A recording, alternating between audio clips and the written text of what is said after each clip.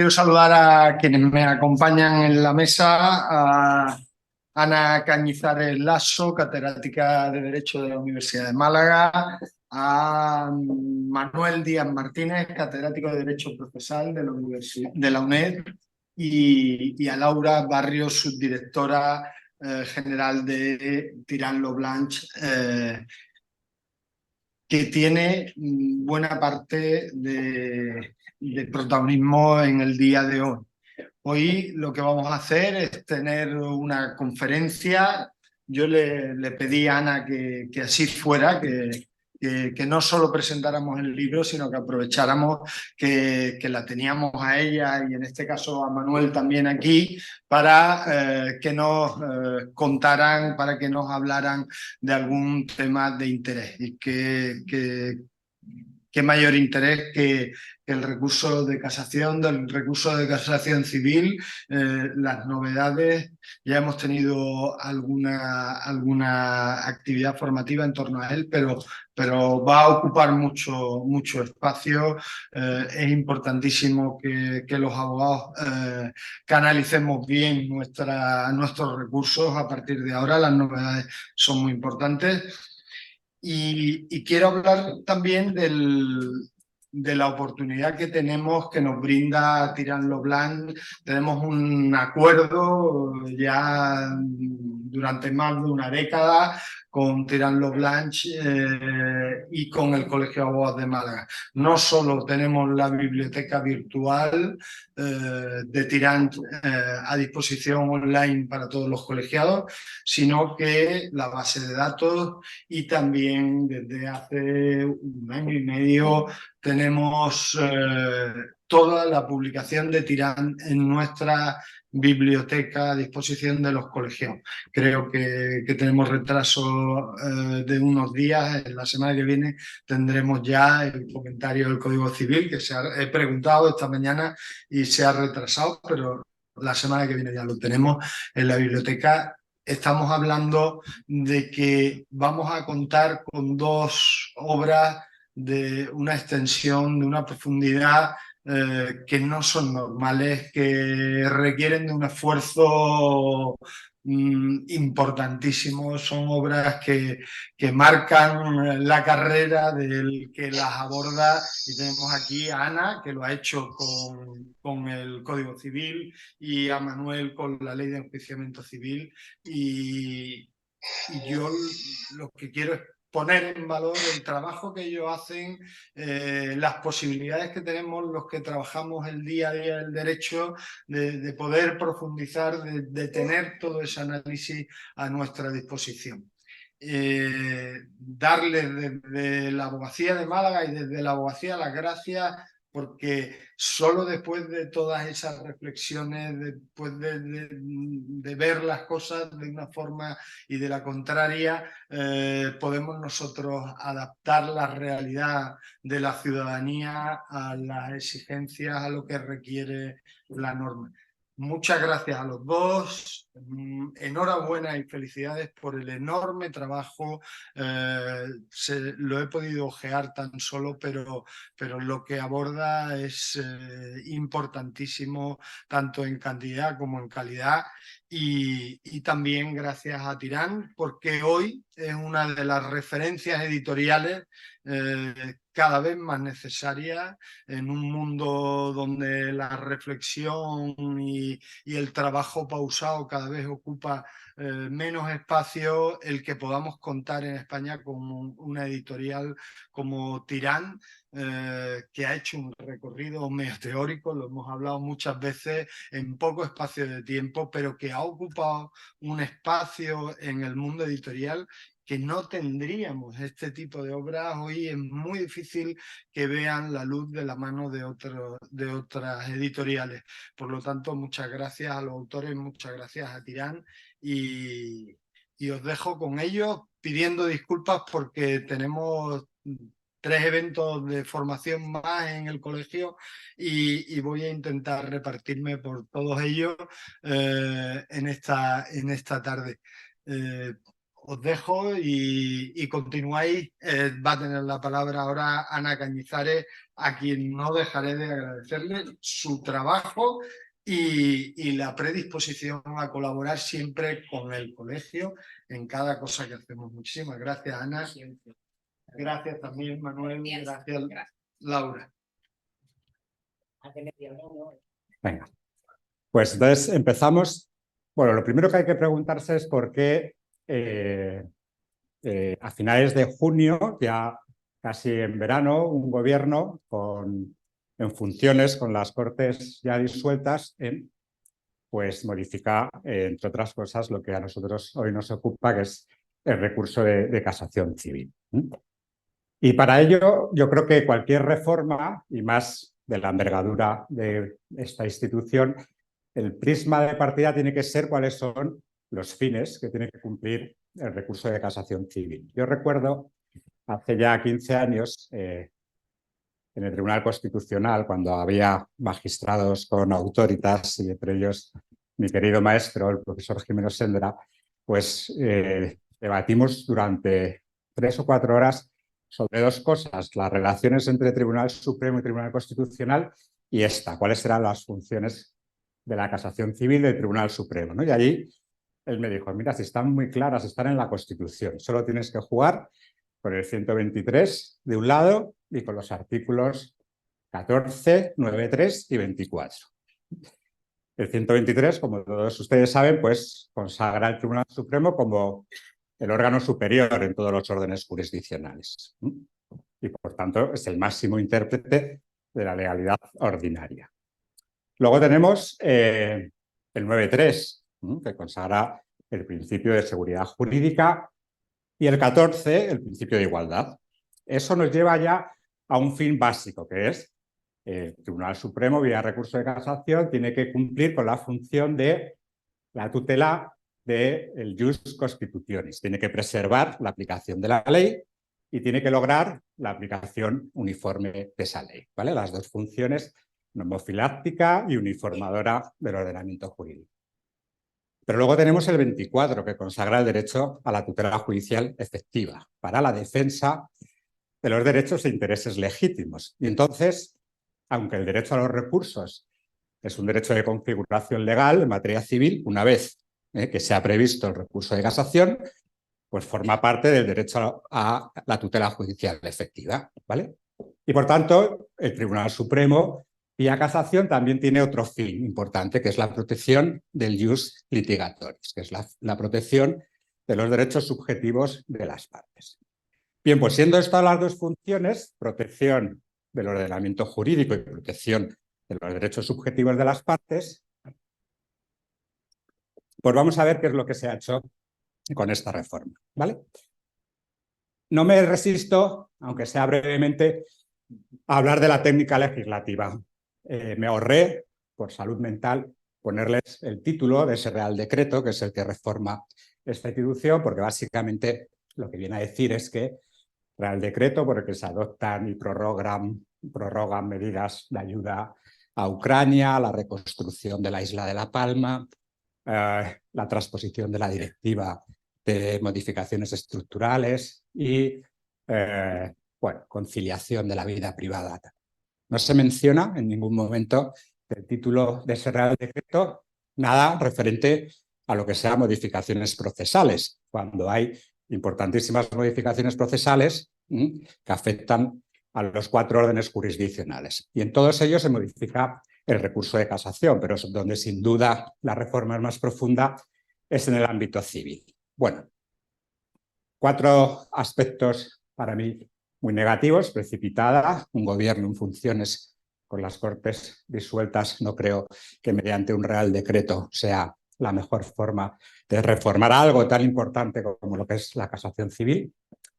Discutible porque, al ser un Real Decreto, exige razones de extraordinaria y urgente necesidad, y las que se invocan en el preámbulo de ese texto legislativo, para mí, no son ni urgentes ni extraordinarias. Se habla del atasco que sufre la Sala Primera, como si solo estuviera atascada la Sala Primera, ¿no? Están atascados muchos juzgados de primera instancia, muchos juzgados. El incremento incesante de la litigiosidad, el tiempo empleado en la fase de admisión o el alto porcentaje de recursos de casación que son inadmitidos. Pues esto no es ni urgente ni extraordinario, porque si uno revisa las estadísticas judiciales observa que en los últimos 10 años se viene repitiendo básicamente el mismo número de tiempo que se invierte en la fase de admisión y son los mismos porcentajes de recursos de casación que se inadmiten, ¿vale? Por tanto, es discutible que concurra esa extraordinaria y urgente necesidad que exige emplear un Real Decreto para modificar esto. Pero es que además es muy defectuosa, es que adolece de defectos técnicos gravísimos. Es que ni se han molestado legisladores en especificar qué normas quedan explícitamente derogadas. Si ustedes cogen ahora el texto de la Ley de Enjuiciamiento Civil, pues sigue ahí todos los artículos que regulan el recurso extraordinario por infracción procesal. Alude a figuras que no están al día de hoy en nuestro ordenamiento, como es la del procedimiento testigo. ¿Por qué? Porque esta reforma de la casación trae causa del famoso proyecto de ley de medidas de eficiencia procesal, que también, gracias a Dios, no salió, porque también allí había un montón de cosas que no vienen al caso. En definitiva, es un texto que reforma una pieza clave, desde mi punto de vista, del organigrama judicial y que se ha sustraído a todo tipo de dictámenes de órganos consultivos sin ningún debate público. En definitiva, adolece por no respetar los estándares de calidad democrática que debe tener un texto de esta naturaleza. Vamos a ver cuáles son las principales novedades, que yo he sintetizado en 11 y que me parecen, voy a ir, como no tengo tiempo porque cada una de ellas me daría para una ponencia. Primero, se elimina el recurso extraordinario por infracción procesal, tan solo permanece, por tanto, un recurso de casación en el que podemos invocar tanto infracción de normas procesales como infracción de normas sustantivas, siempre que en ambos casos el asunto presente interés casacional. Esto del interés casacional es la bóveda, el eje central sobre el que pivota toda esta reforma, ¿vale? Bien, esto para mí es muy positivo. ¿Y qué consecuencia trae esto? Pues que se da por derogado el régimen legal proyectado, el que quería el legislador de la Ley 1/2000, pero que por los avatares legislativos no salió porque requería una reforma de la ley orgánica, porque se atribuía a los TSJs el recurso extraordinario por infracción procesal y eso requería modificar la ley orgánica del Poder Judicial, que, como he dicho al principio, atribuye al Tribunal Supremo el rol de órgano supremo en todos los órganos jurisdiccionales. Y se suprime el régimen transitorio que llevaba vigente desde la entrada en vigor de la Ley 2000, esa famosa disposición final 16ª. Pues esto es muy positivo, porque el diseño legal proyectado era claramente inconstitucional, porque lo que creía el legislador es atribuir a los TSJs en última instancia el conocimiento de todas las infracciones procesales. Imagínense lo que eso hubiera sido 17 TSJs dictando en último término doctrina procesal con todas las posibles contradicciones que eso pudiera ocasionar. Es verdad que había un recurso en interés de ley para estos casos, pero que no afectaba a los derechos subjetivos de las partes, lo cual era inconstitucional desde mi punto de vista, afectaba al principio de igualdad y tal. Y el régimen transitorio pues tampoco tenía algunos defectos. ¿Por qué? Porque se supeditaba todo lo que era infracción de normas procesales a infracción de normas sustantivas. Esa disposición final 16ª lo que decía, si usted quiere interponer únicamente recurso extraordinario por infracción procesal, es necesario que además la resolución sea recurrible en casación. Es decir, teníamos que vincular la infracción de la norma procesal a la de una norma sustantiva, lo que dio lugar a que haya múltiples instituciones procesales muy importantes sobre las que no exista doctrina del Tribunal Supremo. Por eso digo que es útil para este fin. Se suprime acertadamente también la vía de acceso a la casación por cuantía superior a los 600.000 euros. Al día de hoy, por tanto, con la reforma que estamos analizando, los únicos cauces para acceder a la casación no son el interés casacional o bien la tutela judicial civil de derechos fundamentales susceptibles de amparo. Eso también es, desde mi punto de vista, positivo.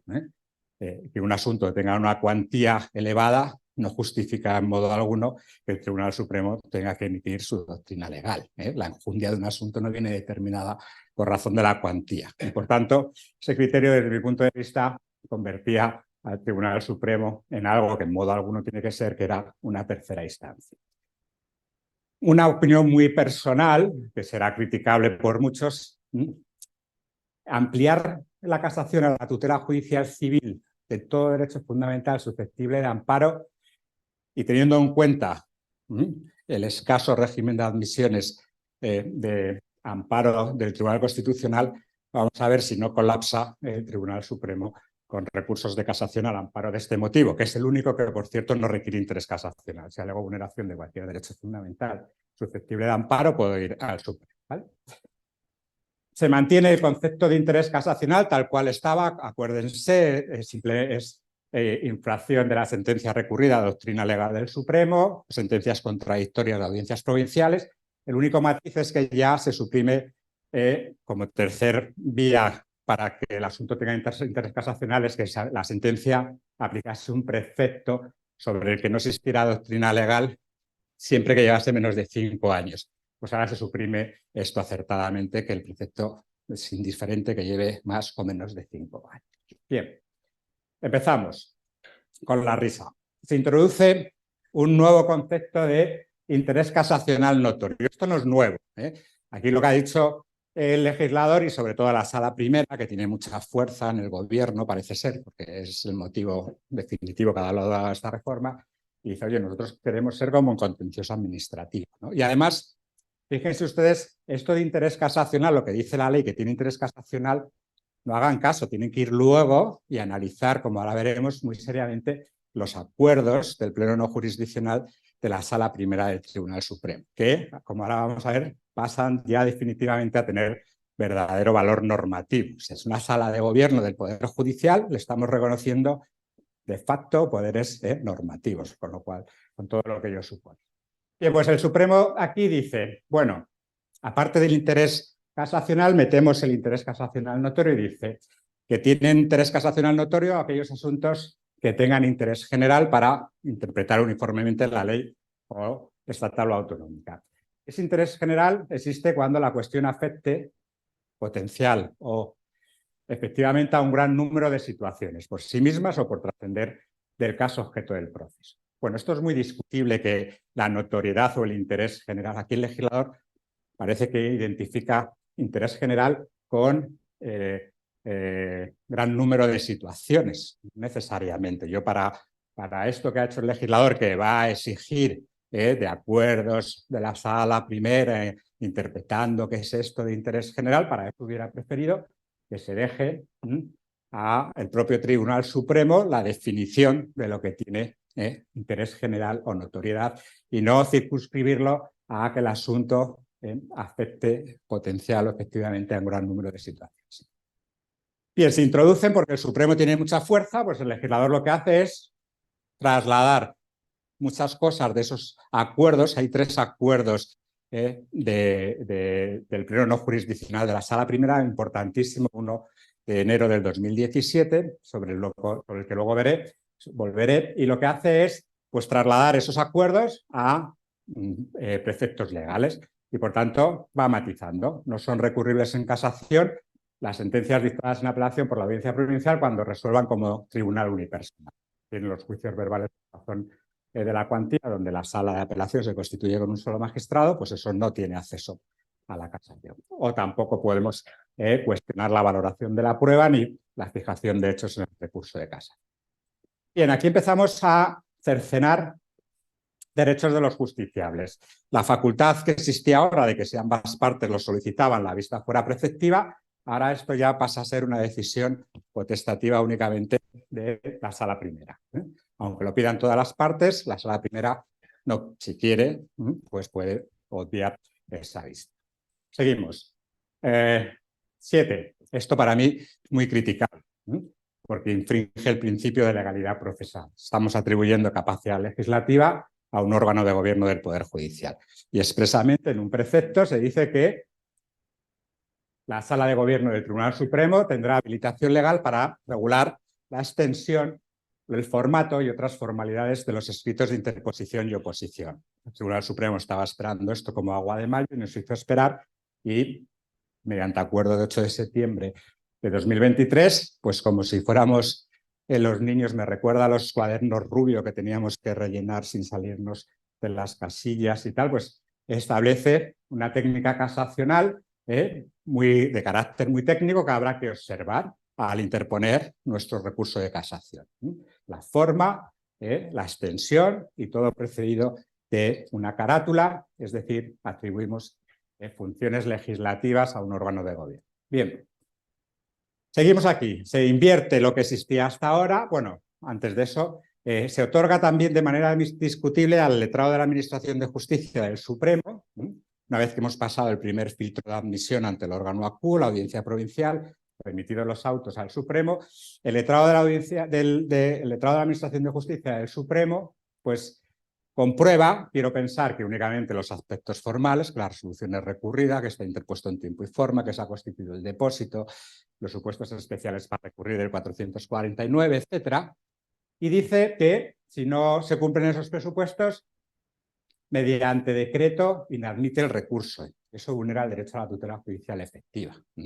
Igual que una demanda no la puede inadmitir un letrado de la Administración de Justicia, podrá observar prima facie si se cumple o no los presupuestos procesales. Y si entiende que no, y no se subsanan en tiempo y forma, lo tiene que poner a disposición del juez. Solo puede aquí inadmitir un recurso de casación, es nada más y nada menos que cerrar las puertas de acceso a la casación. Eso es potestad jurisdiccional que, hasta donde yo sé, está reservada a los jueces y tribunales.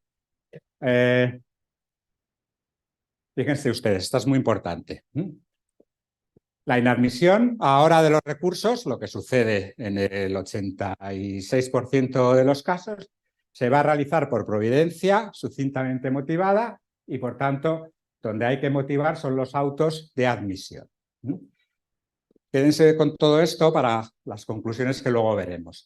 Ojo, porque aquí hay una sentencia del Tribunal Europeo de Derechos Humanos muy importante, de 22 de 2023, que viene a decir, oiga usted, por muy supremo que sea y por muy derecho que tenga a establecer unos criterios de admisibilidad propio de un recurso extraordinario como es el de casación, no implica eso que usted tenga un poder discrecional ilimitado al respecto. Y, por tanto, exige que se motiven las razones por las cuales se inadmite un recurso. Luego, aunque sea una providencia sucintamente motivada, yo creo que esa providencia tiene que expresar la razón o el motivo por el cual se inadmite el recurso. Lo cierto es que ahora la inadmisión, lo que sucede en la inmensa mayoría de los casos, es mediante providencia que por definición no es motivada, y solo la admisión es motivada. Y en el auto de admisión lo que hará el Supremo es indicar las razones de la admisión.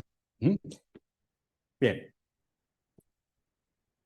Y además, ya no se comunica a las partes esas razones por las que se va a emitir el recurso para que puedan alegar. Esa providencia, no, se suprime esa posibilidad para que las partes puedan defender, a pesar de esa inadmisión, que su recurso debe ser admitido. Sin más, providencia, sin más. Aquí no me detengo porque será de lo que hable Ana, pero bueno, si el Supremo considera que la resolución recurrida se opone a la doctrina jurisprudencial, no resuelve, sino que reenvía las actuaciones a el juez de procedencia para que adopte esa resolución a esa doctrina legal. Que yo sepa, la jurisprudencia no es fuente del derecho, sino que complementa el ordenamiento jurídico, y ya veremos todos los problemas que pueda pasar. Yo, si puede primera instancia, audiencia provincial, por mucho que me devuelva el Supremo, si sigo considerando que mi decisión es acertada, pues vamos a ver qué pasa ahí. Porque la jurisprudencia al día de hoy no vincula. No me meto más porque luego hablarán mucho y mejor que yo. Ana, ¿vale? Bien, el eje central, por tanto, de todas las reformas es el interés casacional. Es la clave del recurso de casación. Ustedes no se acordarán, pero si ven y repasan la reforma de la Ley Orgánica del Tribunal Constitucional, cuando introduce el requisito de la especial trascendencia constitucional como requisito de admisión del amparo, esto es lo mismo. Igual que la especial trascendencia constitucional es la combinación mágica que abre las vías del recurso de amparo, pues ahora lo es el interés casacional en esta área. Falta de concreción total, indeterminación del objeto, que lo que hace es otorgar cierta discrecionalidad al Tribunal Supremo para que decida lo que a su entender tiene o no interés, ¿vale? Y esa discrecionalidad se aumenta o acrece porque, insisto, el interés casacional lo tenemos que compaginar siempre con los acuerdos del Pleno Jurisdiccional del Supremo. Resalto aquí dos ideas porque me interesan. Bueno, cuando nosotros invocamos como motivo de casación la oposición a doctrina del Tribunal Supremo, pues la regla general es que tenemos que invocar son más sentencias de la Sala Primera y razonar cuándo, cómo y por qué la sentencia desconoce esa jurisprudencia, ¿vale? Sin embargo, aquí en el acuerdo del Pleno no jurisdiccional se establecen excepciones. Si lo que invocamos es que la sentencia recurrida se pone a doctrina dictada por el Pleno del Supremo o que ha sido vía una sentencia dictada fijando doctrina por razón de interés casacional, basta citar una sola sentencia. Y ni siquiera será necesario citar ninguna sentencia cuando, a criterio de la Sala Primera, subrayo y marco en negrita esto, con el fin de resaltar esa discrecionalidad que tiene el Supremo, pues la parte recurrente justifique que hay que establecer una nueva línea jurisprudencial o modificar la ya existente porque estamos ante un problema jurídico que así lo requiere. Pero eso es discrecionalidad de la Sala Primera. Exactamente igual, si el motivo que aduzco es que la sentencia recurrida, que hay sentencias contradictorias de audiencias provinciales, pues tengo que invocar dos sentencias de una sección de una audiencia provincial resolviendo en un sentido y dos de otra distinta resolviendo en sentido contrario. Excepción, cuando a criterio, una vez más, de la Sala Primera, pues conste de manera notoria la existencia de jurisprudencia contradictoria. Es decir, vamos a hacer un silogismo, estamos otorgando a la Sala de Gobierno del Supremo valor normativo a sus acuerdos y en esos acuerdos lo que va haciendo el Tribunal Supremo es aumentar su discrecionalidad para que sea él el que determine cuando un asunto tiene o no interés casacional, ¿vale? Conclusiones, porque tengo que terminar, ¿no? Un poquito, vale. Bueno, que la casación no funciona es algo notorio y por tanto eso es algo evidente, ¿no? Lo único que a mí no me parece bien es que aprovechemos la vía de un real decreto, sustrayendo todo debate público a un tema de tanta trascendencia y no nos paremos a analizar qué es lo que queremos que sea nuestra casación. Pero es que yo me he molestado en estudiar todos los recursos de casación en los 4 órdenes jurisdiccionales y la conclusión a la que llego es que no hay solo un recurso de casación, hay tantos recursos de casación como salas tiene el Tribunal Supremo, porque cada recurso de casación se regula de una manera distinta, en vía civil, penal, contencioso administrativa y social. Y por tanto, si son distintos los caminos para llegar a una resolución del tribunal, es obvio que aquí no se ha parado nadie a pensar que es lo que queremos que sea nuestra casación y, en último término, el Tribunal Supremo. Esto es así de claro y lo que se ha pretendido es aliviar la carga de trabajo del Tribunal Supremo y poner fin a la inacabable bolsa de litigios que tiene. ¿Cómo? Abreviando la fase de inadmisión. Hay menos trámites, no voy a dar a las partes traslado de las razones, no les voy a permitir que digan nada y además no tengo que motivar, lo hago mediante providencia y además tal. Y encima, si el letrado de la Administración de Justicia observa que falta algo, pues mediante decreto lo inadmite y se acabó. Y luego, ¿cómo aliviamos la carga de trabajo? Pues anticipamos esa posibilidad de dictar autos de reenvío a las audiencias provinciales. Mira, usted esa sentencia nos ha acomodado a una jurisprudencia, la audiencia provincial, acomódela. La acomodaré o no la acomodaré, ¿no? En función de cómo esté su doctrina fundamentada y demás. Se fortalece el interés casacional, modificando su concepto y además introduciendo ese concepto nuevo de interés casacional notorio. Pues tengo muchos asuntos aquí de condiciones generales de la contratación, pues esto tiene interés casacional y al final lo que hará muy brevemente es lo de procedimientos testigos. Entonces, elijo una sentencia, paralizo un caso, paralizo todos los demás. Bueno. Se incrementa claramente las funciones del Supremo en la definición de ese interés casacional, con la merma de los trámites que hemos visto, y refuerzo a su vez los requisitos de admisión. Inadmito mediante providencia, sin dar traslado a las partes, y exijo una técnica casacional rigorísima para que quien presente un escrito de interposición lo haga cumpliendo una serie de requisitos formales muy exquisitos. ¿Y para ello qué hago? Pues introduzco un precepto donde otorgo valor normativo a los acuerdos de la Sala de Gobierno del Tribunal Supremo. ¿Vale? Bien, para que un sistema de casación funcione, la clave es su sistema de admisión. Esto para mí es obvio. ¿Vale?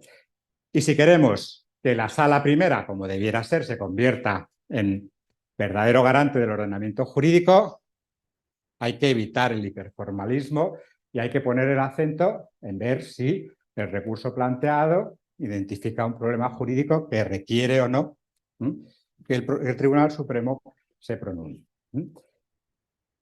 Acuérdense del principio, dos funciones o dos fines esenciales tiene que cumplir la casación, pues con este Real Decreto se ha puesto seriamente en cuestión la función del Supremo como depositario de la potestad jurisdiccional y garante último de su papel de órgano jurisdiccional superior, afectando al 24. ¿Vale? La casación deja de ser claramente un recurso para la tutela del ius litigatoris y se refuerza claramente su función de protección del ordenamiento jurídico, de protección de la ley y de la uniformidad del mismo. ¿Vale? Lo importante ya es, igual que sucede en el amparo, puede haber un derecho fundamental vulnerado, en casación puede haber un precepto legal infringido que, si no tiene interés casacional y la casación no tiene especial trascendencia constitucional y amparo, pues el recurso no se admite. Y eso es la prueba más evidente, pues que no se protege los derechos subjetivos de las partes. El Tribunal Supremo va a pasar a ser un órgano que se va a encargar únicamente de velar porque su doctrina legal se observe, básicamente, ¿vale? En detrimento claramente de los derechos de los justiciables, ¿vale? Bien, esta es la última conclusión. La ley atribuye un poder determinante al Supremo para administrar sus propias funciones, conjugando la vía de inadmisión del recurso con la aplicación de ese criterio indeterminado del interés casacional. De modo que su posición claramente le otorga una gran discrecionalidad, aplicando una especie de certiorari encubierto. ¿Vale? Por tanto, la primera pregunta, ¿por qué con la que inicia mi exposición? ¿Por qué este Real Decreto? Porque pues debe ser que el Supremo tiene mucha fuerza y está saturado el pobrecito de trabajo y hay que aligerarle el mismo. ¿Cómo se hace eso? En detrimento de las garantías de los justiciables. Valoración del texto para el Supremo muy buena, obviamente. Le aligeramos trabajo, le damos un poder omnívodo para que seleccione sobre lo que se tiene que pronunciar o que no. Si es algo que ya se ha pronunciado, él no hace nada, lo reenvía abajo para que la audiencia acomode su trabajo. Y esa es la razón, esa es la razón. No hay otra razón más que esta. Y por tanto, claro, no se puede, mediante un decreto, reformar algo tan básico como es la función del Supremo en nuestro ordenamiento, sin pararnos a pensar cuál queremos que sea su función esencial. Si legislamos a base de necesidades, pues así nos va. Pues nada. Muchas gracias. Pero bueno, buenas tardes a todos. Como decía Manuel, yo que me dedico al derecho civil, por suerte, por desgracia, pero no, por suerte, me voy a ocupar exactamente de un punto muy concreto. Lo que pasa que a mí me ha parecido esta reforma, a mí, partan de la base, a mí me parece una barbaridad, una barbaridad. No me importa, como han traído solamente uno, estos son 5, es porque siempre avasallamos. Entonces, pero son 5. Bien, lo que modifica el Real Decreto ómnibus que ha hecho estas cosas es yo lo voy a leer porque es el primer párrafo del 487 de la Ley de Enjuiciamiento Civil, porque es que es tremendo. Dice: el recurso de casación se decidirá por sentencia, salvo que, habiendo ya doctrina jurisprudencial sobre la cuestión o cuestiones planteadas, la resolución impugnada se oponga a dicha doctrina, en cuyo caso el recurso podrá decidirse mediante auto que, casando la resolución recurrida, devolverá el asunto al tribunal de su procedencia para que dicte nueva resolución de acuerdo con la doctrina jurisprudencial. Eso es lo que dice el 487, que es francamente una barbaridad a mi juicio, ¿eh? Aquí esta reforma para mí obliga a plantearse evidentemente el papel de la jurisprudencia en nuestro derecho, porque no hablamos de otra cosa. Y en esto yo siempre digo las cosas que uso cuando voy a hablar de algo, y en esto hay que volver a los juristas clásicos. Y desde luego Díez Picazo, que lo fue y lo seguirá siendo, como uno de los, siempre se mantuvo en el papel de la jurisprudencia en los estrictos límites del artículo 1.6 del Código Civil. Es decir, el papel, la jurisprudencia junto a, no entre las fuentes del derecho, junto a, complementando el ordenamiento jurídico, eso es lo que dice el Código Civil, con la doctrina que de modo reiterado establece el Tribunal Supremo al interpretar y aplicar la ley, la costumbre y los principios generales del derecho. Entonces, por su actualidad, yo he usado 2 escritos que recomiendo, porque esto es un poco como una historia, qué es lo que ha pasado desde que se aprobó la Constitución, ¿no? Pero esto es como el día de la marmota, sigue reproduciéndose, ¿eh? Cada 20 años, que no son nada, pues se hace una reformita o se intenta para ver si conseguimos que en vez de junto a esté entre las fuentes del derecho. Y eso es lo que pretende esto, no otra cosa. Y he utilizado dos trabajos, 2 escritos de Díez Picazo, uno publicado en el diario ABC del año 2002, hace más de 20 años, con el título Jurisprudencia y Seguridad Jurídica, y otro a continuación, pero ya en 2014, que era Jurisprudencia y Seguridad Jurídica, el ejercicio del Poder Judicial y el acto de juzgar. Estos 2 trabajos básicamente es lo que he usado para unas líneas que yo pretendo, y con la ayuda inestimable de mi compañero y colega, el profesor Emilio Blanco Martínez, siempre hay que decirlo, que me ayuda en muchas cosas, y en esta no iba a ser menos. Entonces, en estos trabajos, Díez Picazo, fíjense bien lo que dice. En la actualidad, dice, las preocupaciones en este momento, estamos hablando de 2002, son muy claras. Reacción frente a los proyectos que pretenden dar carácter vinculante a la jurisprudencia del Tribunal Supremo, y preocupación frente al cada vez más acusado activismo judicial. Esas eran las 2 preocupaciones esenciales que están en este trabajo. Entonces, claro, si nosotros nos tenemos que dedicar a saber cuál es el papel de la jurisprudencia, si nosotros hablamos de jurisprudencia así un poco a la ligera, que entendemos el complejo de afirmaciones y de decisiones pronunciadas en sus sentencias por los órganos jurisdiccionales del Estado, y más en concreto del Tribunal Supremo. Eso diríamos de entrada. Pero sobre ese limitado, de alguna manera, concepto de jurisprudencia, en realidad la preocupación es ¿qué es la jurisprudencia? ¿Cómo se produce? Para saber por qué esto es una barbaridad. ¿Qué es? ¿Cómo se produce? ¿Cuál es la función que desempeña la jurisprudencia? ¿Y cuál es su papel? ¿Cuál es el papel que cumple el Tribunal Supremo? Entonces, para esto, el estudio de la jurisprudencia, ante todo, es el estudio de la realidad de los litigios. Eso es lo principal, y de los conflictos sociales. Y en segundo lugar, es el laboratorio, donde se estudia la aplicación de la ley a un caso concreto, diríamos. Esas, que no es poco.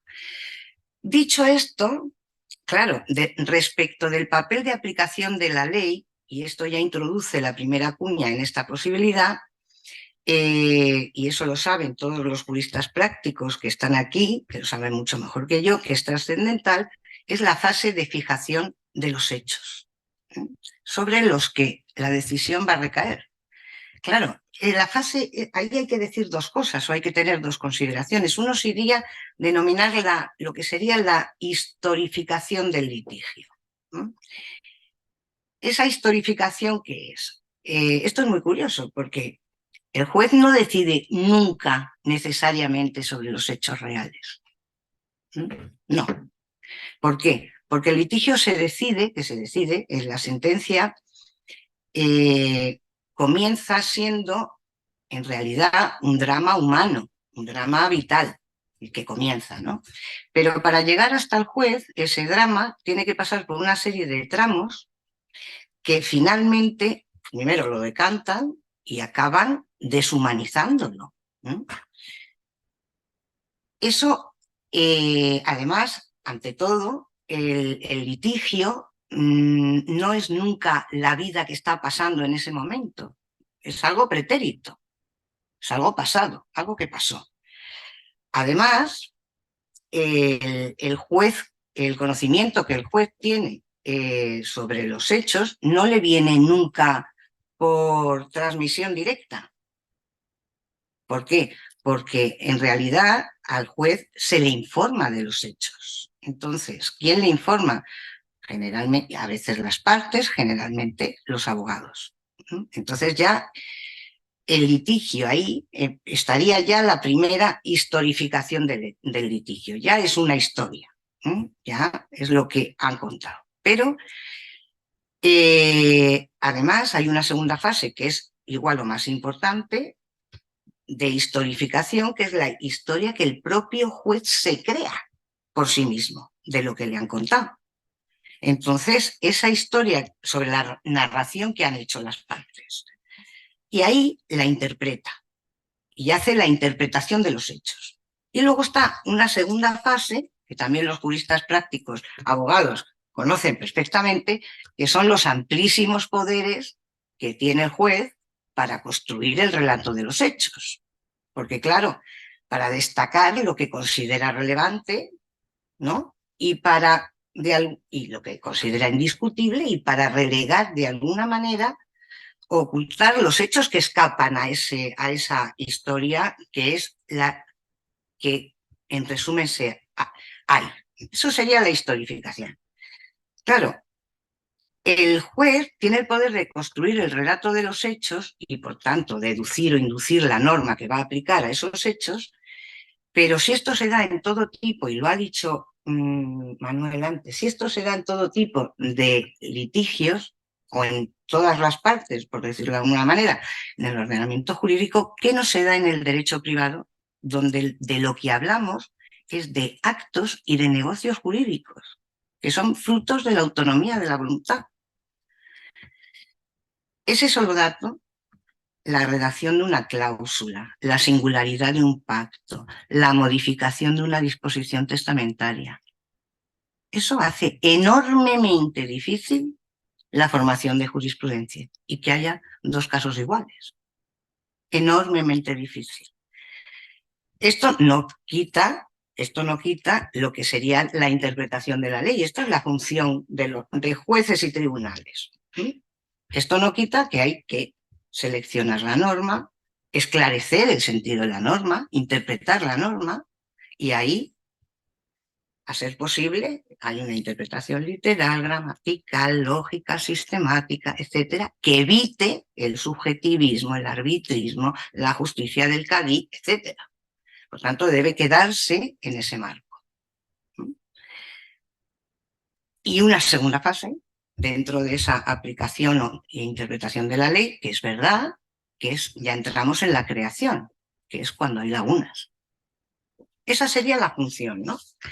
Dicho esto, preguntarse, decirlo así, ¿qué es la jurisprudencia para nosotros? Diríamos, bueno, pues preguntarse hoy en día qué es la jurisprudencia, en qué consiste, qué alcance tiene, pues parece inútil. Y dices, pues claro, lo de toda la vida. Pues no, porque cada vez que pasan años y años se van poniendo más datos encima de la mesa y se va empezando a esa preocupación de la jurisprudencia vinculante y del activismo judicial. Esto, que esa es la historia, como por 1921, un autor, que ahora no voy a mencionar, decía que la jurisprudencia cumplía tres funciones. Una primera de aplicación de la ley, una función de adaptación de la ley y una función de creación del derecho. O sea, que la jurisprudencia, ¿qué hay que hacer? Interpretar la ley y no hacerlo de manera mecánica. Una función de ajustarla, adaptarla a las nuevas necesidades. Y, finalmente, una función de crear nuevas reglas de derecho. En esos años del siglo XX ya hubo un intento y una división entre los autores porque claro, de ahí a ser fuente del derecho es un paso. Había una serie de autores, empezando por Felipe Clemente de Diego, que decía que la jurisprudencia era fuente del derecho. A este se unió pues Castán, Puruta, un buen número de autores y bastante parte del Tribunal Supremo. En la tesis contraria, evidentemente, ¿quién estaba? De Buen, y su postura fue seguida por don Federico de Castro. Y además por todos los castristas, es decir, por don Luis Díez Picazo, por García Enterría y por todos los herederos que ya somos nietos. Por tanto, decir las fuentes del derecho, pues la jurisprudencia no está entre las fuentes del derecho. ¿Y qué decían?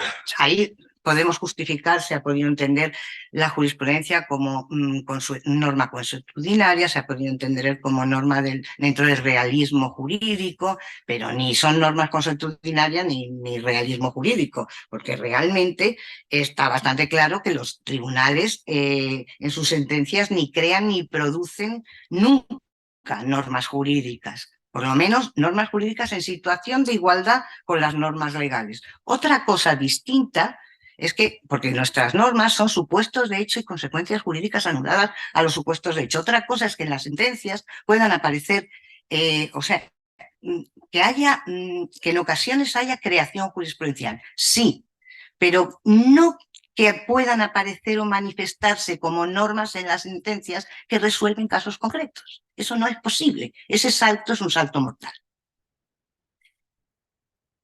Además, hay algunas cosas que son obvias.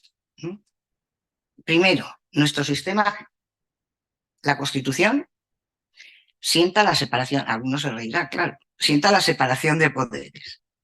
Atribuye la potestad legislativa a las Cortes, Congreso y Senado, representantes de la soberanía nacional.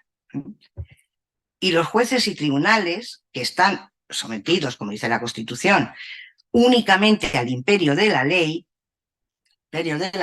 artículo 117, ejercen la potestad jurisdiccional en todo tipo de procesos, juzgando y haciendo ejecutar lo juzgado. A eso hay que añadir que el 123, que también lo ha dicho Manuel, regula diciendo que el Tribunal Supremo, con jurisdicción en toda España, es el órgano superior en todos los órdenes, salvo lo dispuesto en garantías constitucionales. Pero también a esto hay que decir, hay que añadir otra cuña. El llamado Tribunal Supremo solo es supremo en el nombre hoy, realmente, porque está el Tribunal Constitucional, está el Tribunal de Justicia de la Unión Europea, ¿vale? Y está el Tribunal de Derechos Humanos. O sea que... pero además, fíjense, no es solamente la Constitución, es que el propio Código Civil. En los trabajos preparatorios de la reforma del título preliminar en el año 74 ya se intentó. Por eso digo que esto es un poco el día de la marmota. Ya se intentó en el 74 y preponderaba la idea inicialmente que situaba la jurisprudencia entre las fuentes del derecho, pero no lo lograron. Y entonces, cuando en la exposición de motivos se dice la jurisprudencia, sin incluirla entre las fuentes, se la concede la omisión de complementar el ordenamiento jurídico. Y ahí estaba el artículo 1.6, que no voy a repetir porque todos no lo sabemos. Por tanto, no es fuente del derecho, ni en el Código Civil, ni en la Constitución. Pero no queda ahí. ¿Por qué? Porque esta reforma del 487 es un nuevo intento, que no es el primer intento, es un nuevo intento de hacer esta justicia, de esta jurisprudencia vinculante. Y en esos dos trabajos que he mencionado antes de Díez Picazo, en los que ponía de relevancia la preocupación frente a la reacción frente a los proyectos estos que pretendían dar carácter vinculante a la jurisprudencia del Tribunal Supremo y la preocupación del cada vez más acusado activismo judicial, decía que tras la aprobación de la Constitución, y esto es verdad que ha pasado, y bueno, algunos de los que estáis aquí no lo recordaréis tanto porque estaríais en el cole, pero los que sí vivimos ese año, esos años 78, muy jóvenes, pero los vivimos, tras la aprobación de la Constitución y la consagración de lo que la Constitución llama el Poder Judicial, era previsible que se produjese una expansión del ámbito de actuación de los jueces y tribunales. Era previsible.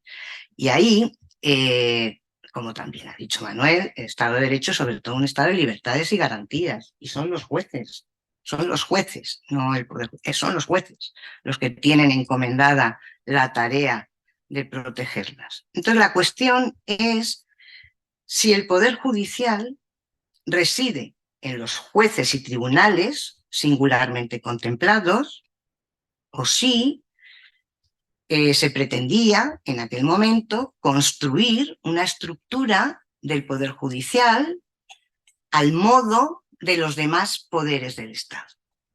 La idea del Poder Judicial, la creación del Consejo General del Poder Judicial, la propia fuerza del corporativismo judicial, y otros muchos factores inducían a pensar, sin duda, que iba a ir pasando esto, más poder judicial, menos jueces y tribunales. Ahí, en esos momentos, en el 2002, llegó la primera, en esas tendencias, llega la primera, un borrador, un anteproyecto o lo que fuera de reforma de la Ley Orgánica del Poder Judicial. Y ahí que trataba de introducir un cambio radical en el concepto del Tribunal Supremo. Y ahí, según cuenta Díez Picazo, dice, las líneas maestras de esta tentativa eran dedicar al órgano fundamentalmente a la creación de jurisprudencia e imponer rudamente a todos los demás jueces y tribunales, y quién sabe si al resto de los ciudadanos, el deber de observar, de cumplir o de aplicar estas doctrinas de la jurisprudencia, consumando una evolución y convirtiendo la jurisprudencia en una fuente de derecho. Esto era esto era después justo del año 78, y esto concretamente en el 2000. O sea, y esto es la misma historia que está pasando. O sea, podríamos estar hablando hoy por hoy de esto. La existencia de ese borrador, claro, fue borrador. Aquí tenemos el 487, que es un poco diferente. La existencia de ese borrador no suscitó mucha polémica, sin embargo, sí que hizo que García Enterría y Díez Picazo, dos plumas bastante buenas, escribieran sendos artículos para declarar que esto no podía ser así. Y además en uno de ellos se traía Robespierre, se decía jurisprudencia, esa horrible palabra. Este tribunal no tendrá jurisprudencia, solamente hay que aplicar la ley. Pero de ahí, en el fondo, vamos, aquí lo que pasa es que en el fondo lo que hay que plantearse es que la cuestión es la relación de la jurisprudencia con la ley. Eso es lo que hay que plantearse. Y inevitablemente es la relación entre los dos órganos de producción, porque esto es un poco como en el inmortal, solo puede quedar uno. O sea, no podemos tener un órgano que hace las leyes y otro que interpreta lo que hacen las leyes, y entonces yo redacto normativamente la aclaración y soy un poder de aclaración de la interpretación.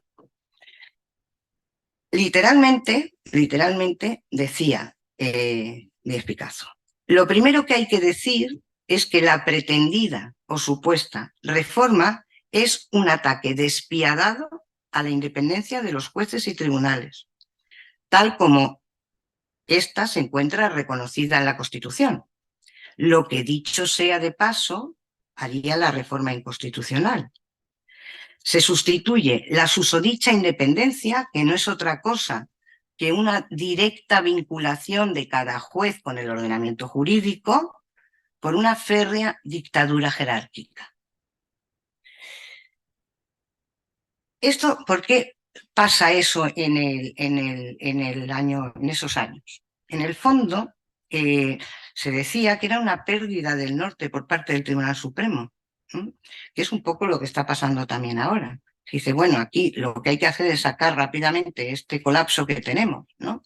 Pero claro, esa pérdida de función, de alguna manera, el Tribunal Supremo no se arregla con una huida hacia adelante. Eso no lo va a arreglar así. Esto no se va a arreglar así, ¿no? Y entonces, una cosa, nadie ha dudado nunca del valor que tiene la jurisprudencia para integrar el ordenamiento jurídico, sin duda ninguna. Pero una cosa es el valor de integración que tiene la jurisprudencia y otra cosa muy distinta es su eficacia coactiva, que es ante lo que estamos. Ahí la jurisprudencia, además, no es una decisión de un tribunal. En el fondo, la jurisprudencia es una obra colectiva de todos los juristas. Es de toda la comunidad jurídica. En ese sentido, además, esa eficacia coactiva, ¿qué va a producir? O que ya se decía en ese año 2000 con aquel borrador, se decía, ¿qué va a producir? Pues lo primero que va a producir es que un juez no amedrentado, que a ver los haylos, sea acusado de prevaricación por no observar la jurisprudencia. Menos mal que está el Consejo General del Poder Judicial, que bueno, poder disciplinario un poco, ¿no? Evita la prevaricación. Algo harán.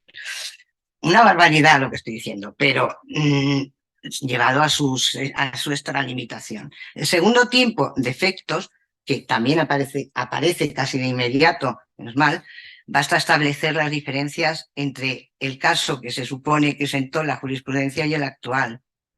Eso es lo que va a pasar, porque eso todo el mundo lo hace, los jueces ingleses, los norteamericanos y casi todos los demás del planeta.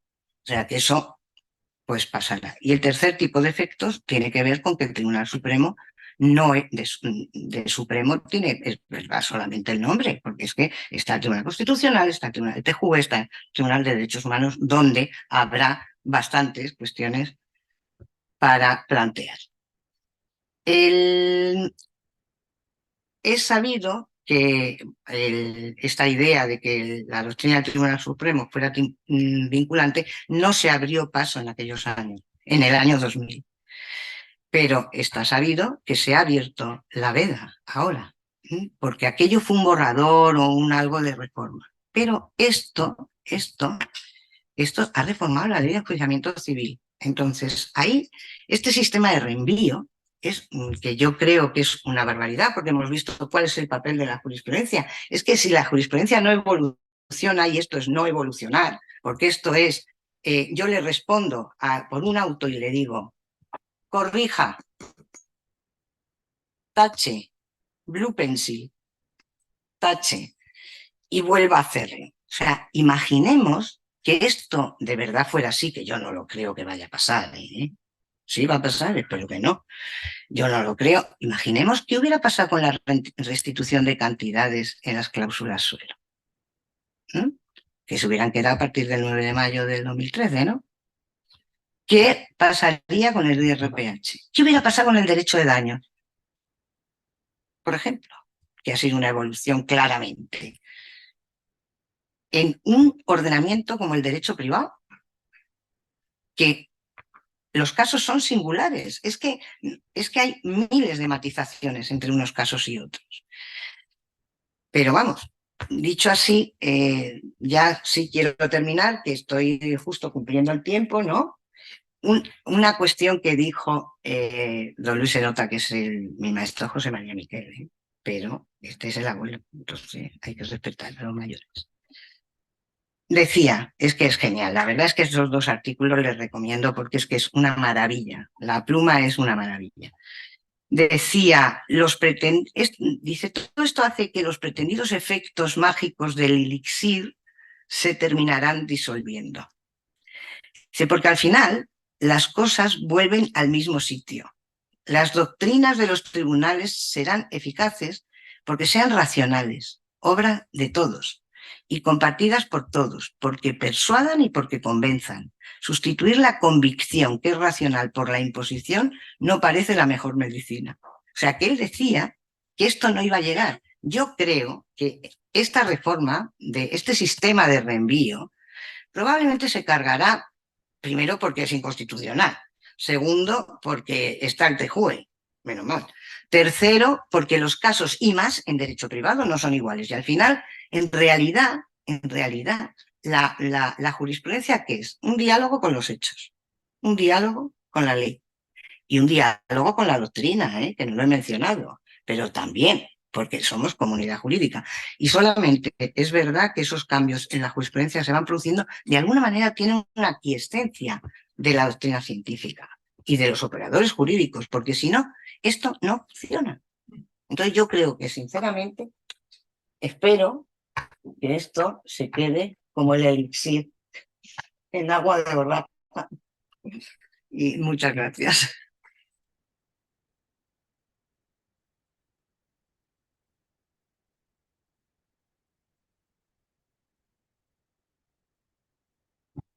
No sé si hay preguntas. Yo no soy la moderadora, pero Tú nos moderas, por ejemplo, ya que me han quitado 4 tomos de aquí, 5, eso sí. mal peso. Preguntas.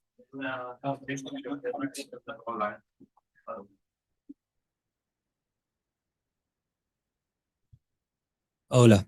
Primero una reflexión y después una pregunta. La reflexión es para todos los que vivimos de la gente, como abogados por cuenta propia, que ya nos dejó desolados, nos tiene desolados el Tribunal Constitucional con las pocas inadmisiones a trámite que hay, y ahora imaginar de que el Tribunal Supremo va a hacer lo mismo, pues nos desola, nos deja de piedra, y sobre todo desde el punto de vista del cliente, cuando uno le diga al cliente qué posibilidades de éxito puede tener su recurso. Esto es un interrogante. La pregunta, doña Ana, por ejemplo, ¿qué pasará si la Audiencia Provincial recibe el reenvío desde el Tribunal Supremo y dice que mantiene su sentencia?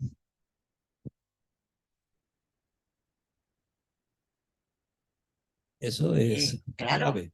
bueno, aquí tenemos un magnífico representante de la audiencia, pero ciertamente mantenerla. Soy primero felicitaros, magníficos ambos. Yo he venido a aprender, o sea que, y sobre todo a saber si finalmente podemos plantear la cuestión de inconstitucionalidad, que es quizás la cuestión más de eso. ¿Te ha faltado? Es una pregunta, no es que te haya faltado el régimen transitorio. Esta es otra, porque ahora nos estamos comiendo ya directamente todo esto, incluso aunque esté arriba, que es lo que me interesaría que también me contaras, por si hay alguna reflexión que pueda ser interesante en esto. Evidentemente es mi director de tesis, con lo cual sé que va a responderme, y además lo conozco y sé de la fuerza de sus argumentos. Pero esa era la cuestión. Entonces, yendo a esto, ya tenemos un reenvío en la audiencia de Málaga. Y en este reenvío incluso nos dan los hechos. O mejor dicho, nos dicen, no podéis decidir que esto no sea así. ¿Vale? Esta es, la tengo aquí, luego os la paso. Entonces, claro, a mí me da pena, primero, que tengamos que decir, me da pena, que hoy yo lo oigo cada vez más, decir, menos mal que tenemos el TJUE. Porque es cierto que hay un sector que va al TJUE y la prejudicialidad, somos jueces europeos, con lo cual vamos a tener que ir más directamente al TJUE, ¿no? Segundo, cuando vamos al Constitucional, Ya tenemos limitado todo, porque el Constitucional no admite incluso todo. La cuestión es Ahora vamos, yo creo en el certiorari, en cualquier caso, que es mucho más limitativo. A mí me da igual que me digan, oye, vuelve a resolver porque te has equivocado y no has tomado en cuenta consideraciones. Pues oye, pues mira, pues la nulidad siempre ha existido y no hemos tomado en cuenta. El problema es cuando te dan lo fáctico y tienes que resolver, porque yo no creo que el Tribunal Supremo sea la tercera instancia en la que un abogado tenga que estar pensando. El Tribunal Supremo es para otras cuestiones. El abogado dice, oye, en Internet a mí me critican mucho esto cuando yo digo, el Tribunal Supremo tendría que ser más restrictivo, pero más restrictivo jugando con el modelo que queremos, que es el que ha dicho el profesor Martínez. Vamos a elegir primero el modelo. Y yo resuelvo simplemente lo que dice la profesora Cañizares, porque estoy unificando, reflexionando, completando, ¿no? Por eso digo que no debemos pensar en el Supremo como que nos da la solución. Pero cuando nos venga va a ser muy difícil. Lo de las querellas por prevaricación ya está. Se están planteando contra jueces, contra tribunales que resuelven en contra de otros criterios. Con lo cual, esto va a ser. ¿Qué vamos a tener que hacer? Pues estudiar ese elemento fáctico y diferenciarlo, lo has dicho tú, y ver si hay una diferencia o no. Y plantear si hay una nueva forma de intentar complementar el ordenamiento en ese caso concreto, que es lo que nosotros resolvemos. Tenemos en cuenta que un tribunal es 3 o 5 o 7 y que nos sentamos y que decidimos si no hay común acuerdo por votos. Entonces, y el ponente propone, y el ponente cuando esté en discordia, pues se encuentra con que pasa a ser voto particular y hay que transmitir la ponencia a otro. Esto es un caos. Y otra cosa, que es la preferencia. El Tribunal Supremo está resolviendo ya por sentencia, no por auto, porque como dice, podrá, pero le está dando incluso preferencia a los asuntos. Se ha dicho, cuando resuelva la audiencia, nosotros no os preocupéis que como sabemos que vaya a recurrir otra vez en casación, la otra parte por lo menos, si no esta, le voy a dar preferencia. Pero nosotros en la audiencia, por ejemplo en Málaga, en civil, hay audiencias que están, secciones, somos 3, más la de Melilla, que estamos a 2, 3 y 5 años de señalamiento. ¿Le damos preferencia? ¿Qué preferencia? ¿Lo metes en medio? O sea, yo que tengo, nosotros que ponemos 6, 7 ponencias semanales, un día de deliberación, y ya, por lo tanto, tienes que comerte sábado y domingos. Lo metes ahí, ¿qué haces? Por las noches también trabajamos de madrugada. Todo esto se genera en estos problemas, ¿no? Más o menos. Esto, antes de que tú no crees, la verdad, a mí en el fondo me parece que el tener que llegar a esto, a las doctrinas de la jurisprudencia vinculantes y todo esto, me parece un reconocimiento del fracaso, de un fracaso del propio Tribunal Supremo en su tarea. La tarea es de unificación de doctrina, de decantación, de destilación, es como reconocer, mira, soy incapaz de hacer lo que tengo que hacer y entonces ahora, mira, lo hago una vez y aquí se paró todo, porque claro, si eso va a ser así, es que esto es inmodificable. Vamos a tener siempre la misma doctrina jurisprudencial, no se va a poder cambiar nada. O sea, es que a mí me parece que de verdad, en el fondo, y eso se muestra en tanta sentencia de pleno, en tan, creo yo. Bueno, varias cosas.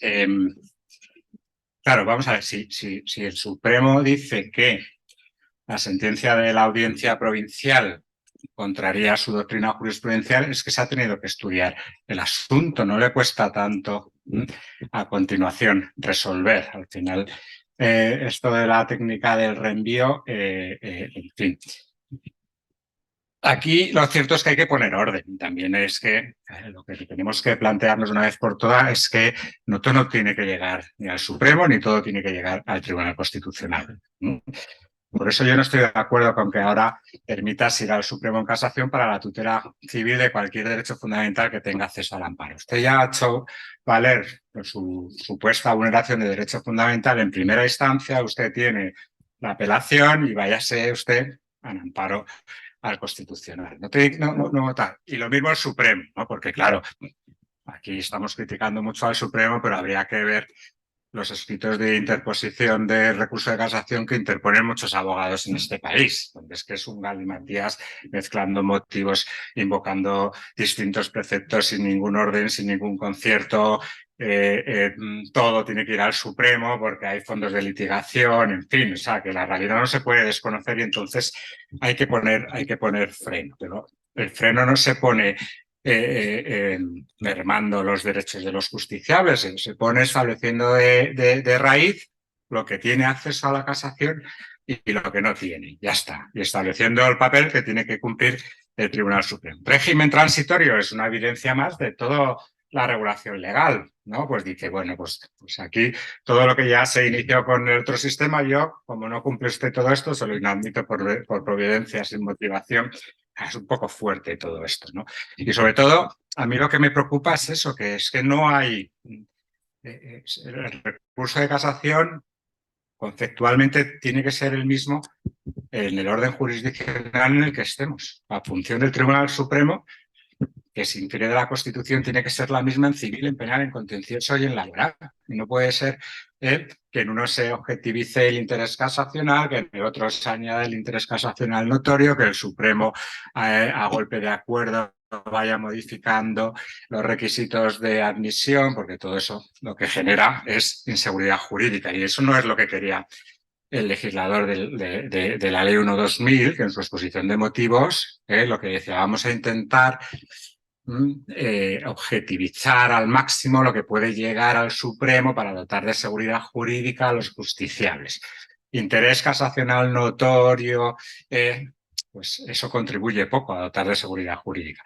Pero yo creo que el problema de raíz es que no sabemos qué es lo que tiene que ser el Supremo ni lo que tiene que ser el Constitucional. Entonces no puede ser que por vulneración de un derecho fundamental yo me vaya en primera instancia a la Audiencia Provincial, al Supremo y en amparo ante el Tribunal Constitucional, ¿no? Porque no es su función. Yo creo que el problema aquí es de raíz, ¿no? Del rol que tiene que jugar el Tribunal Supremo en el ordenamiento jurídico y ser conscientes todo que no todo tiene que llegar al Supremo.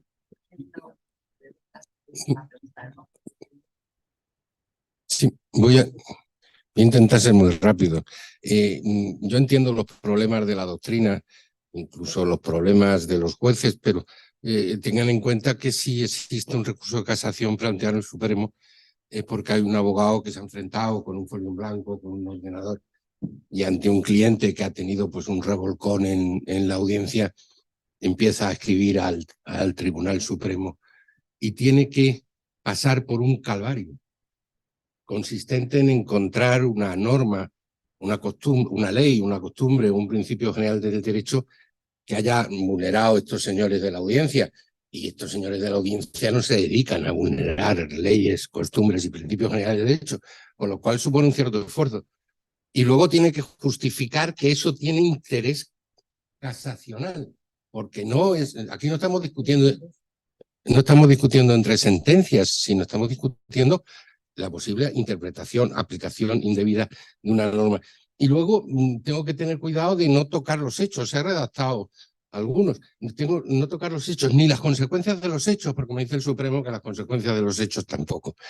Entonces, si paso ese calvario, si además el motivo de casación, que no se me vaya a olvidar poner la norma en la primera línea del desarrollo, no lo tengo que poner en el título y subrayado, porque el Tribunal Supremo así lo ha decidido, uno de esos acuerdos jurisdiccionales, que es que si se me olvida poner el artículo que sea y si lo que estoy es pues, discutiendo un tema de cesión de contrato, no se me ocurre cuál es el precepto del Código Civil en la cesión de contrato, no se me ocurre, pero lo tengo que poner.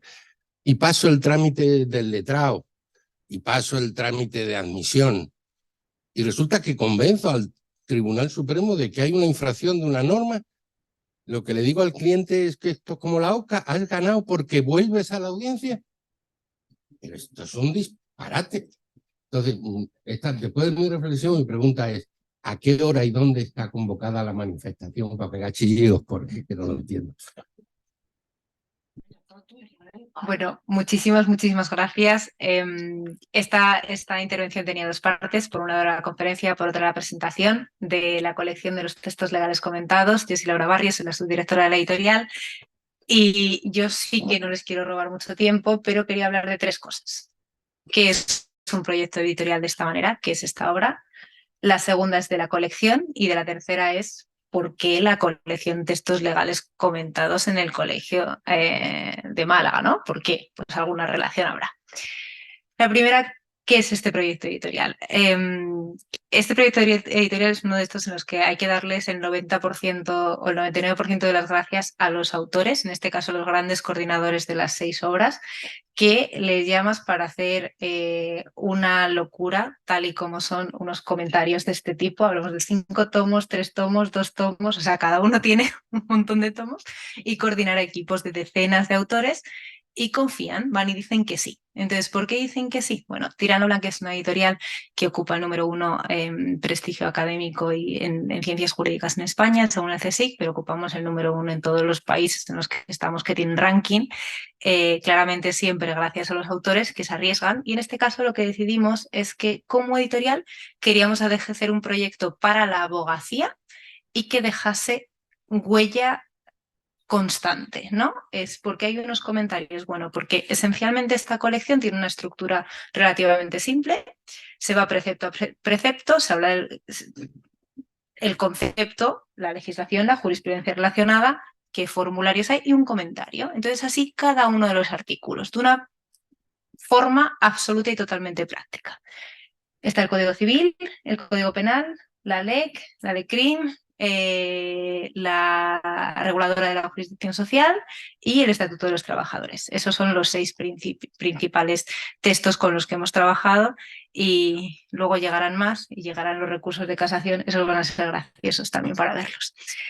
Es una obra que está constantemente actualizada. La primera la han coordinado 6 grandes juristas, entre los que me acompañan 2 que además son 2 grandes amigos personales y de la casa a la que represento. Y antes de darles la palabra para que nos cuenten cómo ha sido el proceso de edición, qué ha sido esto y qué supone, ¿no? Qué supone un poco en la vida práctica real de los abogados, yo sí que les quería contar por qué los textos legales comentados en Málaga. Las obras están en la biblioteca, eso para empezar, eso está claro. Pero estas obras tienen 3 versiones. Está el libro, clarísimo. Está el libro electrónico, clarísimo.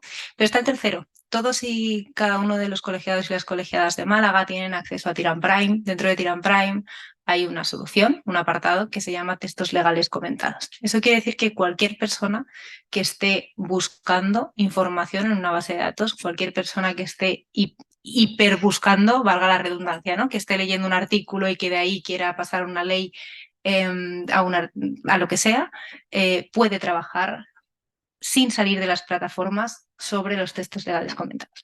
Y además tiene la buena costumbre de estar actualizada. Con lo cual es una grandísima ventaja que desde octubre, bueno, se lanzó el día 26 de septiembre, desde el día 27 de septiembre está a disposición de todos los colegiados y colegiadas de esta casa, porque como decía antes Salvador, esto viene de viejo. Hace muchísimos años que los colegiados de esta casa tienen acceso a absolutamente todo de lo que publica en tecnología legal la editorialidad. Dicho esto, yo casi les voy a hacer 2 preguntas, ya que están aquí 2 coordinadores, les voy a hacer 2 preguntas. La primera es si, haciendo como que yo no estoy aquí, nos pueden contar qué tal ha sido, ¿no? Lo de ser coordinadores de los 5 tomos de Código Civil o de los 3 tomos de la ley. Está fenomenal. Yo creo que es una experiencia religiosa. ¿Qué tal el proceso editorial? Y luego también me gustaría tener una segunda pregunta, y es, porque habéis dicho que sí, ¿qué aporta? O sea, ¿qué tiene de diferente como para decir que sí a hacer unos tole comentar, por así decir, clásicos alemanes en España, que no se hacían? Ana. Ay.